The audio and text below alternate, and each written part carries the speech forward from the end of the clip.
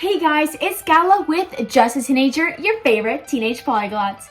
In today's video, I'll be sharing with you the top things that I wish I would have known before learning 4 languages. If you are currently planning on learning a language or you are learning a language and you feel like you're struggling, then I highly recommend watching this video all the way to the end. Don't forget to like and subscribe, that way you'll get notified whenever I post new language videos. So like I said, in today's video, I'll be sharing with you the things that I wish I would have known or paid attention to when I first started learning a language. So these things made the whole language learning process a lot less enjoyable, and it didn't let me improve as much as I wanted to. So guys, you should be enjoying learning the second language or third or fourth or whatever it is, learning your target language from day one. So if you feel that you're already, not liking the process, not enjoying it, and feeling whatever I'll explain later on in this video, then I recommend you to watch this video. That way you can make the switch. Let's get on with the video. So number 1, getting a language partner, or like I like to call them language BFFs. So when I first started learning my second language, I thought that to get a language buddy, I had to be already intermediate or advanced. That's wrong, guys.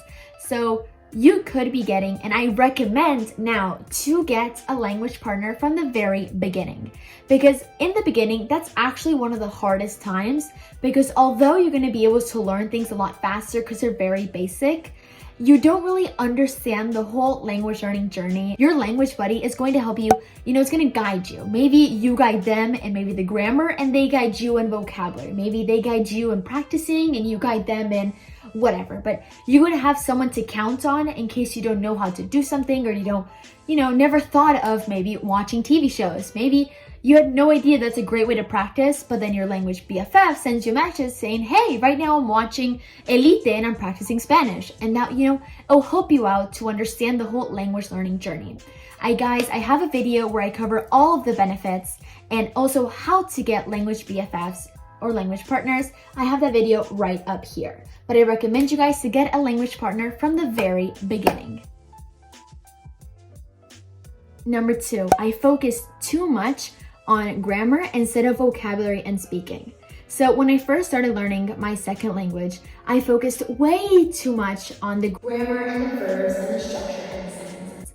And although all of that is very important, you want to first start out with vocabulary and speaking. You want to start speaking from the beginning, guys. That is crucial.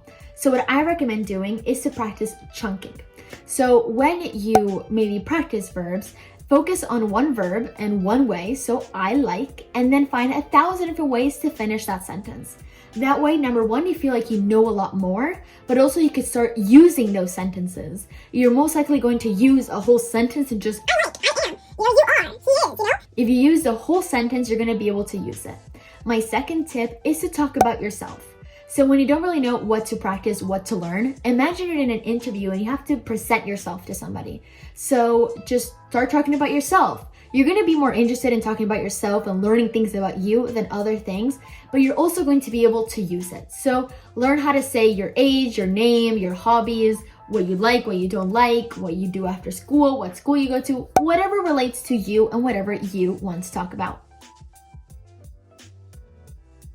Number 3, not being flexible. So when I first started out, I was very strict with my goals, and I knew that without goals, I wasn't going to succeed.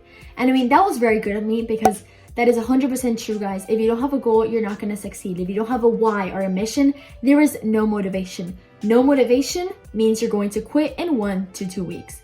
So you have to have goals. But what I did wrong was I didn't let myself break my goals and not reach them. I thought that if I planned everything out perfectly, it was going to happen. That was not what happened, guys. Especially when you're first starting out to learn a language, you have no idea how you learn languages best, what is easier for you and what is harder. So you have to be flexible. You have to allow yourself to have some buffer time, allow yourself to kind of look back on your goals and see if that is still what you want to achieve in that amount of time. Because maybe your whys changed. Maybe when I first started out, it was to pass this class. Halfway through, I realized, I kind of want to get a job in that language, so I have to improve this instead of that, and you don't really know what's going to be easier for you, maybe if you give yourself the exact same amount of time for each thing, like grammar, vocabulary, and pronunciation, you're going to realize that in some things it's going to be a lot easier and you're going to do it in a lot less time, and some things are going to take you a lot more time, it's going to be a lot harder. So be flexible. Number 4, I didn't make enough mistakes. When I first started out, I was very scared and I was very embarrassed whenever I would make a mistake because I thought making mistakes was bad. I didn't know that to learn a language, you have to make mistakes, because when you make a mistake, you learn something that you didn't already know, which is exactly what we want when we're learning a language. So back then, I didn't really take advantage of every opportunity they had to speak with natives because I was scared that I would make a mistake and that they would make fun of me. So right now, guys, I want you to take advantage of every opportunity you have to make a mistake. If you have the chance to speak with a native, take it, even though you know that you're gonna make 1,000 mistakes. You're gonna pronounce this wrong, you're not gonna say that. If you have the chance to maybe do something else that might force you to make a mistake, take it. That way you can improve. Number 5, I compare myself to other language learners. This is a big no, guys.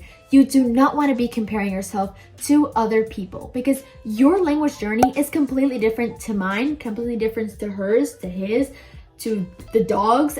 Everyone's journey is completely different. My strengths are different from your strengths.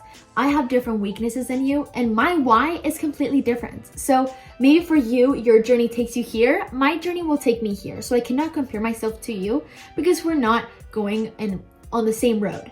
I don't know if that makes sense, but you should never be comparing yourself. And if you have a language buddy or a language BFF, don't compare to them either, because again, even if you guys are helping each other out, it might feel like you guys are in the same journey or doing the exact same thing. You guys are not. Your strengths, your weaknesses, and your why is completely different to your partners or your BFFs. And lastly, number 6, I was not patient. Guys, oh my God, learning a language is a long process and it's a never-ending process. Even right now that I am fluent in Spanish and it's my second language, it's the language I speak with my family, my parents, my grandparents, and all of that, I still make mistakes and I still learn things every single time that I use Spanish.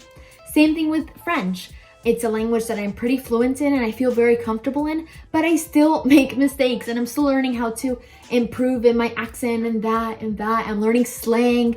I'm learning ways that they pronounce words in this part of France and in the South and this and that.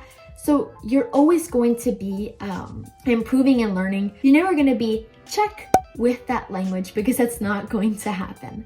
Understand that maybe in the beginning, people get a lot of motivation and feel they're so good at learning languages because everything they're learning is very basic. So they learn it very fast. And once they get that intermediate, they're like, I'm not learning that much. I mean, you are, just you don't realize it, but they feel like, I'm not learning, so I should just quit. I'm not patient. I don't want to give that language the time and effort that it needs.